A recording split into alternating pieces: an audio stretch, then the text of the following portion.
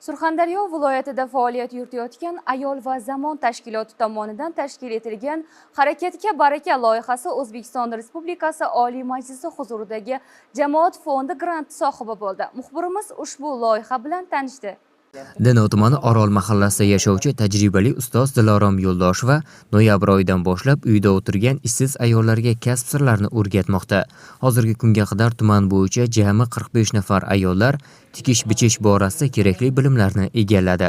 Hozirda esa yana 15 nafar ayollar Oliy Majlis huzuridagi Jamoat fondi tomonidan ajratilgan mablag'lar tufayli hunar egallamoqda. Loyiha doirasida Denov tumani bo'yicha jami 60 nafar ayollar kasbga o'rgatilishi rejalashtirilgan. Bu loyiha bilan o'qitishdan maqsadimiz mana shu qishloq ayollarimizni uydan bo'lsa ham mana shu sexda ochib, ish o'rinlari yaratib, kelajakdagi maqsadimiz mana shu sertifikat bilan o'qigan qizlarimizni o'zimiz yana ishga qayta olib, bularni oilasiga qo'shimcha daromad keltirib, oilasiga ozroq bo'lsa ham hissasini qo'shish maqsadida loyiha bizga yaxshi namuna bo'ldi.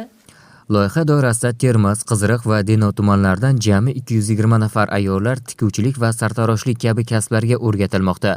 O'quv kurslari esa 2 oy davom etadi va 2 bosqichda amalga oshiriladi. Oliy Majlis parlament huzurida jamoat fondi tashkil qilindi. Bu jamoat fondi orqali amalga oshiriladigan ijtimoiy buyurtmalar fuqarolarimiz tomonidan ko'rsatilgan kamchiliklarni bartaraf etishga xizmat qilyapti. Albatta bu prezidentimiz farmoni tomonidan qayta tashkil qilindi va bu o'zining ijobiy samarasini beradi. Chunki har bir loyiha o'z joyiga borib, mahalliy kengash deputatlari bilan, senatorlar bilan va o'sha jamoat fondi vakillari bilan birgalikda o'rganilmoqda.